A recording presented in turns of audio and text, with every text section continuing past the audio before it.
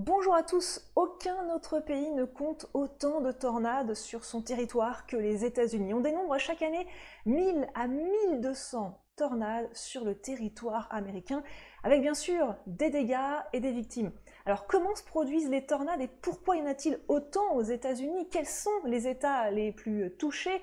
Quelles sont les tornades les plus marquantes de l'histoire aux États-Unis? Comment les Américains vivent avec ce risque et qui sont les chasseurs de tornades qui les suivent chaque année? Suivez-moi, je vous explique tout sur les tornades aux États-Unis.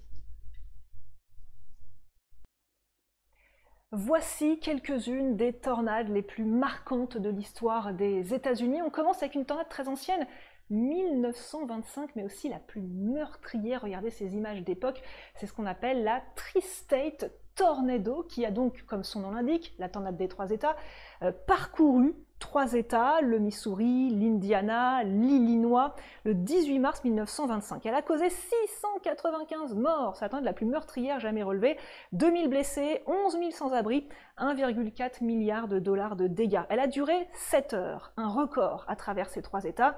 Tornade classée à l'époque F5, avec des vents entre 420 et 510 km à l'heure. C'est une seule et même tornade, et pas comme on peut le voir parfois, un groupe de tornades. Autre tornade très marquante, historique, celle de Joplin, au Missouri. Joplin, cette ville qui a été malheureusement fréquemment touchée par les tornades. Les images des dégâts sont absolument incroyables à Joplin, au Missouri. C'était le 22 mai 2011, il y a eu 158 morts, 1150 blessés. C'est la tornade la plus meurtrière depuis 1947, classée EF5 avec des vents à 320 km à l'heure. Elle a duré 38 minutes, elle a coûté 2,8 milliards de dollars de dégâts. C'est la plus coûteuse tornade de l'histoire.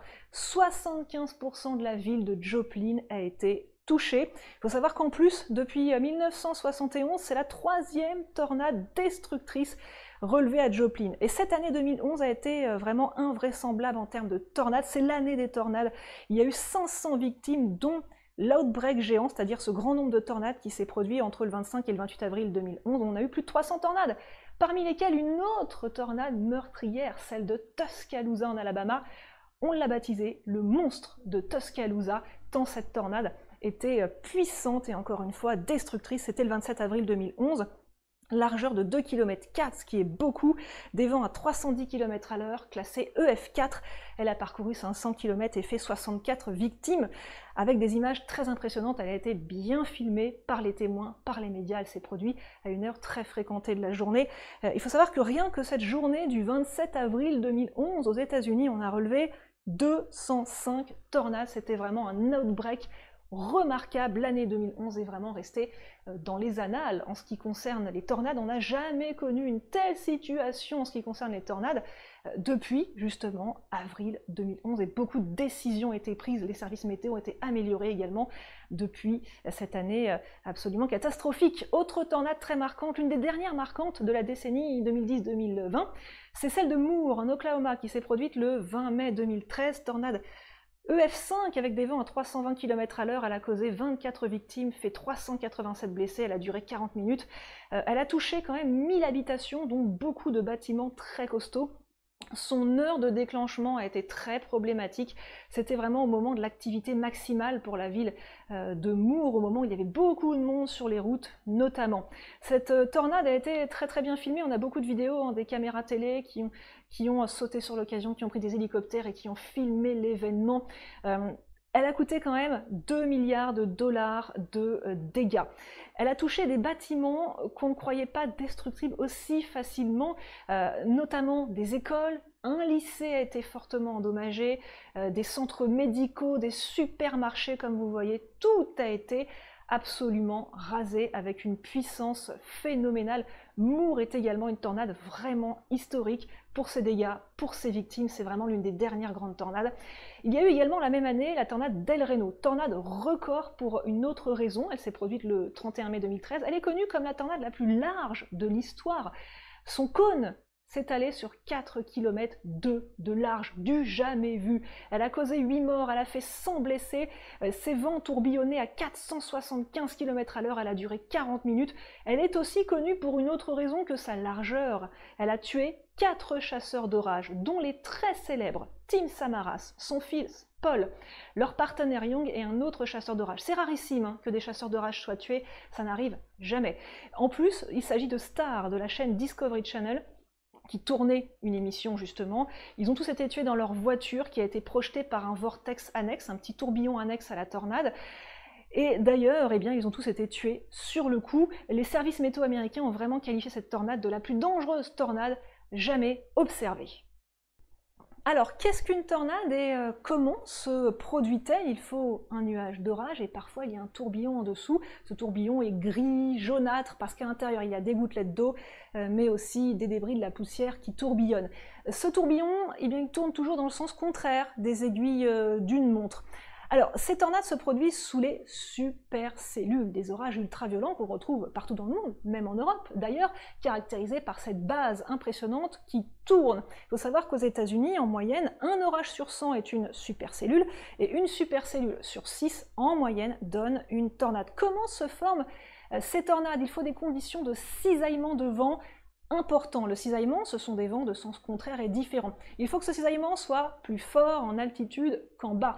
La plupart des tornades se produisent à la fin de l'après-midi parce que l'air est bien réchauffé, les orages bourgeonnent, ça devient violent. Donc l'air chaud monte dans le nuage d'orage. On a aussi de l'air froid qui descend. Pour résumer, en gros, voilà comment se crée ce mouvement de rotation de la supercellule et éventuellement de ce petit tourbillon annexe au nuage d'orage qui se forme, la tornade. La plupart des tornades se produisent pendant la saison des tornades, entre février et juin. C'est la saison des tornades, mais en dehors de ça, on peut aussi avoir quelques tornades qui se produisent n'importe quand, et même en plein hiver. La plupart des tornades se produisent en avril et en mai. En avril, on a coutume de dire que ce sont les tornades les plus violentes, et en mai, c'est le plus grand nombre de tornades. C'est le pic ultime de la saison des tornades, surtout mi-mai. Ces tornades se produisent souvent, en grande majorité, dans la Tornado Alley. Ici, à la rencontre de plusieurs masses d'air, l'air chaud humide qui remonte du golfe du Mexique, l'air froid qui descend du Canada, et boum, au milieu, on a une rencontre explosive qui donne des orages ultra violents, et donc parfois les tornades, justement. Quels sont les États les plus concernés par les tornades? En premier, le Texas, avec 120 tornades par an, mais ce ne sont pas forcément là qu'elles sont les plus violentes.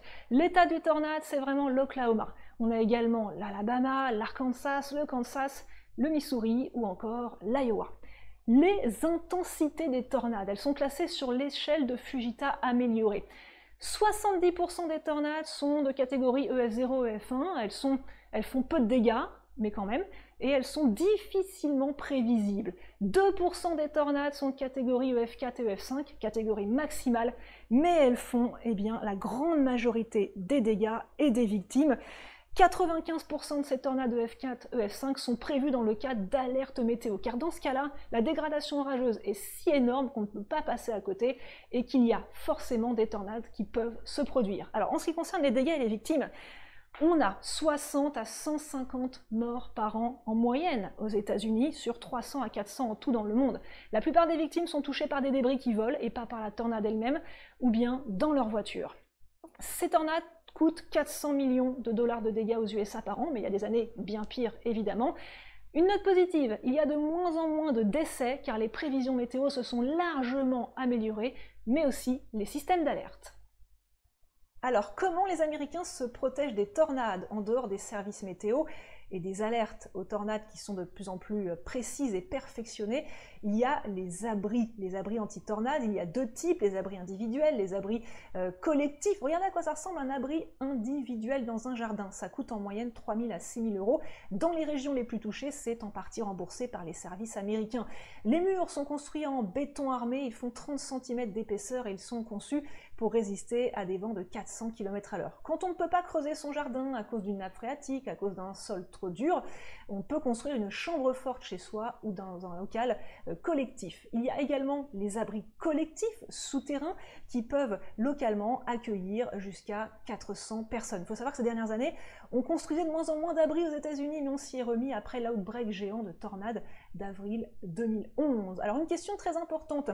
Y a-t-il de plus en plus de tornades avec le réchauffement climatique? Regardez déjà cette photo qui est la plus ancienne photo de tornade jamais répertoriée, 1884, on voit qu'elle est puissante en plus parce qu'il y a des tourbillons annexes sur les côtés. Les scientifiques n'ont pas d'avis fixé sur la question, déjà parce qu'on répertorie beaucoup mieux les tornades qu'avant, mais parce qu'il n'y a pas de lien vraiment avéré entre l'augmentation des températures et le nombre des tornades. On remarque quand même sur ce graphique de la NOAA qu'il y a une augmentation assez nette dans les années 2010-2011 avec l'outbreak géant de tornades en avril, et ensuite une petite baisse et à nouveau une hausse en direction de l'année 2020. Pour autant, il n'y a pas de certitude sur un éventuel lien entre tornades et réchauffement climatique. Quelle est la différence entre une tornade et un ouragan? Ce sont deux phénomènes distincts qui se produisent tous les deux aux États-Unis et qui parfois d'ailleurs se produisent en même temps. Regardez ce que ça donne, un ouragan vu des images satellites. C'est énorme, hein, ça s'étale sur 500 à 1000 km de large, ça se forme sur l'océan et il s'épuise rapidement, l'ouragan, dès qu'il touche les terres. La tornade, c'est tout petit en comparaison, ça fait quelques kilomètres de largeur tout au plus.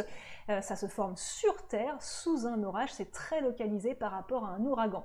Il peut arriver qu'on ait en même temps un ouragan et des tornades. Regardez ces flashs lumineux sur l'ouragan, ce sont des orages, et vous avez compris que sous les orages les plus violents, on peut avoir des tornades. Voilà pourquoi on peut avoir les deux en même temps. Souvent, c'est à l'avant de l'ouragan, quelques heures avant qu'il touche les terres. C'est là qu'on a beaucoup d'instabilité, donc des orages et parfois des tornades sur les terres. Vous avez sans doute entendu parler du terme chasseur d'orage, notamment après la sortie du film Twister en 1996. Les premiers chasseurs d'orage et de tornades se sont fait connaître dans les années 50. Certains sont devenus de véritables célébrités aux États-Unis.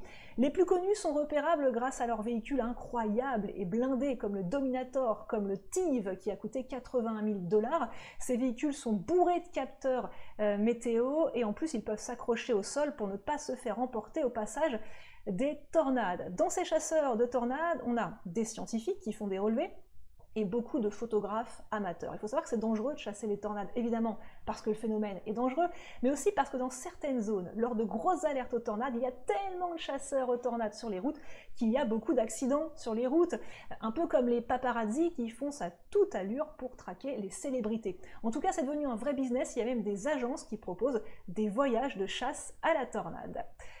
Voilà, vous savez tout sur les tornades, c'est vraiment le phénomène météo le plus spectaculaire, le plus impressionnant, mais aussi le plus effrayant.